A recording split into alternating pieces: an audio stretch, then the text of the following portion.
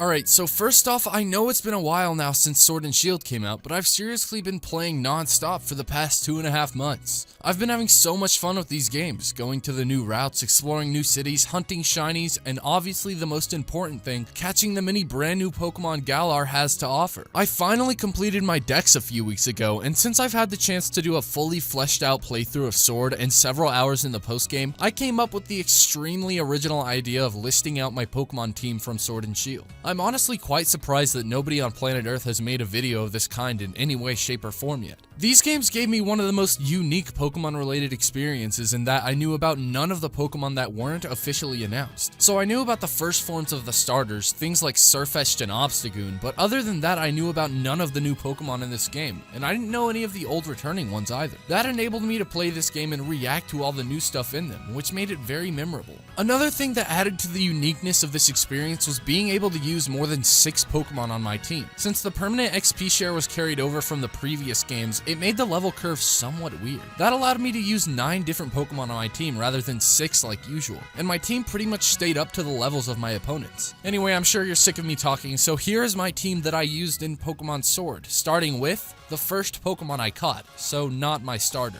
I'll save my starter for last because it's the most significant member of my team. Anyway, the first Pokemon that I actually caught in the Galar region that I had known I was going to use on my team since its evolution was first announced was Rookidee. When I first saw the little guy in Slumbering Weald, I instantly knew that it would evolve into Corviknight, and so I caught it on Route 1, and it was officially the first Galar Pokemon that I actually caught. I remember when it evolved, I think I was on Route 3 or 4, and I actually laughed out loud when it became Corvisquire. Such a simple evolution, but the puns / play on words they do with some of these names gets me all the time. Anyway, my Corviknight was one of my strongest Pokemon.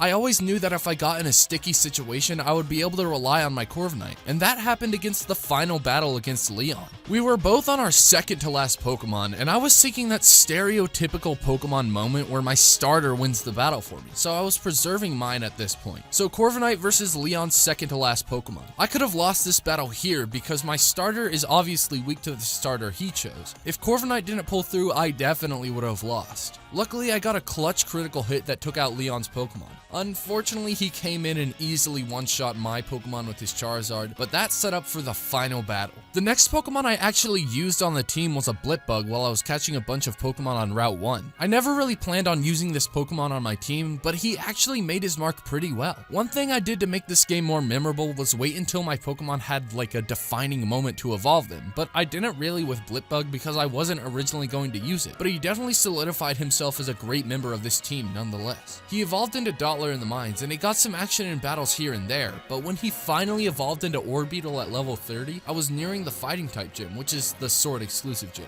I basically swept through that entire gym because a quarter of the way through that battle, my Pokemon learned Psychic, and essentially one-shot the rest of the Pokemon in B's party. Orbeetle earned his spot on the team because of this battle. Another Pokemon that earned a permanent spot on the team was Farfetch'd, and honestly, Sirfetch'd was a Pokemon I never intended to use on my team. In fact, I was almost certain that I wasn't going to be using one, but since I took the approach that I usually do with most other Pokemon games, it was pretty easy for me to get attached to certain Pokemon I didn't want to use at first. I caught the Farfetch'd because I was just catching basically every Pokemon on every route, and Farfetch'd stayed on the team for a while. I eventually had him on my team when I made it to the Dark-type gym leader, and it basically swept through the entire team, but it was able to rack up 3 critical hits in that battle, and it evolved. This was especially surprising because I didn't know that you had to get 3 crits, and honestly, since I had no intention of using it on my team, it never really crossed my mind that it should be evolved at this point. So because of that, I grew pretty attached to Sirfetch'd, and I simply could not remove it from my team. It had become a pretty integral part of my Pokemon Sword family. Right after catching Farfetch'd, I walked into the daycare center and was given the Toxel that the NPC inside gifts you. I also didn't plan on using it, but I added it to the team anyway. Honestly, he didn't really have any defining gym battle moment or cinematic Pokemon moment, but he definitely got his good bits in there. When he evolved, I started to really like him though. Mine was the low-key version, which I actually like a lot more than the amped version or whatever it's called. The colors on the amped form just don't blend well in my opinion, but they are more vibrant, and the colors on low-key are a lot more calm, which is what they're supposed to be, so that's just good Pokemon design, I guess. Anyway, Toxricity is a big part of why I decided to have a team of more than just 6 Pokemon in this playthrough. So at some point in real life, I had just hopped on a bus with some of my real life friends, and we decided to do some raids in the wild area. And this is one of the most memorable parts of Sword and Shield for me. We got on this Yamask raid, and at the time I didn't know there was a Galarian form of Yamask. I had seen the Runa Regis in a trailer literally days before the game's release, but I really didn't have any clue it was an evolution of a Galarian Yamask. So that being said, we loaded up the raid, and I knew it was a Yamask from the sprite. That's pretty easy to see from the silhouette, but it really just passed my mind that it was a ghost and ground type until my friend pointed that out. And then, you know, I noticed the design, I put 2 and 2 together, and you get the idea. I'm never gonna forget Galarian Yamask and Runa Regis for that. And also, I gotta come clean, I had to look up how to evolve Yamask, but like, what the heck kind of evolution method is going under a rock in the wild area? I wonder how they're gonna change it once we get to a new generation, if they're even in the game, that is.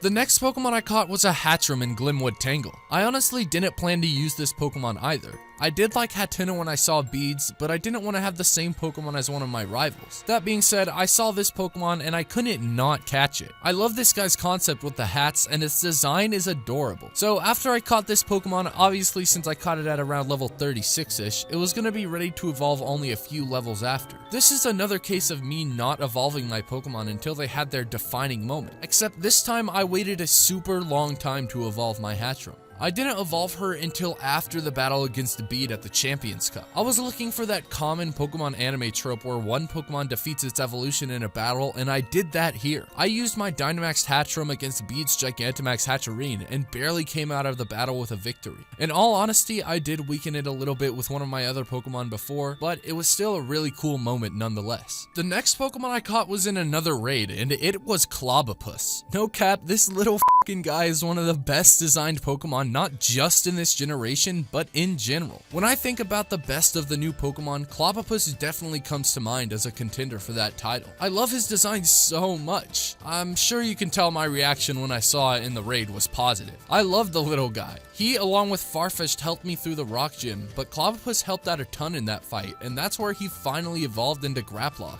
I'm gonna be honest, at the beginning I liked his evolution, but as he has had time to sit, I'm realizing I don't like it nearly as much as Clobbopus. That being said, I still like the design overall, just it's hard to beat probably the most adorable Gen 8 Pokemon. This Pokemon is another reason I decided to make my team have more than 6 Pokemon. Obviously, I already had Farfetch'd on the team, so 2 fighting Pokemon wasn't really gonna work, but 2 of them on a team of 9 definitely evened it out a lot, and they both got to be members of the team. And that brings me to the last Pokemon I added to my team, Darumaka. I remember hearing the cry coming from my friend Switch, and I knew it sounded familiar, but I couldn't put my finger on it. That changed when I entered the city of Sirfetch'd and saw the Galarian Darumaka at the very entrance to the city. I instantly knew what I had to do. So before doing anything else, I headed back out to the route outside of the town and looked for my own Darumaka. I caught it and immediately added it to my team. I'm a bit of a sucker for fire types turned into ice type regional variants for some reason. I mean, I absolutely adored Vulpix and Ninetales in Gen 7, so I don't know why I randomly like Ice-type Galarian forms, but that's neither here nor there. Eventually, 2 gyms later, I made it back to Hammerlock for the final gym badge. At this point, I have to have a Darmanitan, right?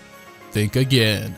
I literally didn't know you needed an Ice Stone to evolve Darumaka, so I just went into the gym battle with a Darumaka, and it easily won that battle for me. I mean, Raihan's team consisted of mainly Pokemon weak to ice anyway, other than the Gigalith, which was easily taken care of by one of my fighting types. So yeah, after that battle, I knew it was time for Darumaka to evolve. So I took a lucky guess with the Ice Stone I already got, and it paid off, because it worked on my Pokemon and I had a new Galarian Darmanitan. It wasn't hidden ability, but I absolutely love the regular form's design, and the Zen mode form is just hilarious. Last but not least, the first Galar Pokemon I ever received, my starter Pokemon. When the games were first announced, I knew instantly which one I wanted, and that was always Scorbunny. Not that I'm not a fan of Sobble and Grookey, it's just that when I saw all 3 of them, it seemed that the Fire starter was the most unique of the 3 in my opinion. So Scorbunny it was, and I instantly had to use it in a battle against Hops Wooloo and Grookey, and I was pleasantly surprised that the starters didn't come with the basic stab move like in the recent generations. So I journeyed across the Galar region with Scorbunny, and when I used my Scorbunny to beat the Grass-type gym, it evolved into Raboot, and I was so happy. I loved the design and the approach they took with it. I also love how I felt like my Pokemon earned its evolution by defeating a gym leader, which is what started me only letting my Pokemon evolve when they earned it. I honestly can't remember what the scenario was when I evolved my Raboot into Cinderace, but I do remember where I was in real life. I was on the bus ride like I talked about earlier, and I was sitting next to a friend when he evolved his Drizzile into Inteleon. And then my Pokemon evolved, and we both got to react to each other's new Pokemon. And it's another fun memory that I'm always going to get to have because I didn't look at the leaks. In terms of his design though, I really loved my Cinderace, and it's easily my favorite of the three. It looks the most like a natural aging cycle between the starters. Scorbunny looks like a child, Raboot is the teenager, and Cinderace is easily the adult. I'm always gonna remember the final fight between my Cinderace and Leon's Charizard that I alluded to earlier. They were both our final Pokemon at full health. I Dynamaxed and so did he. We traded blows, but I damaged his Charizard just enough to be able to finish him off before he fainted my Pokemon. It was honestly one of the most cinematic moments I've ever had in a video game. So yeah, that's the Pokemon team I journeyed with through Galar. I know that I'm a few months late on this type of video, but it's something I really wanted to make, and I don't really care for relevancy on my videos as long as I'm having fun making them. But anyway, what was your team on any of your playthroughs of Sword and Shield? Let me know in the comments, and yada yada, you get the idea. We've done this a million times. Subscribe, like, notification bell, all that good stuff, and sorry to say this guys, but I gotta go. So with all of that out of the way, my name is Shiny Zoroark, and I bid you adieu.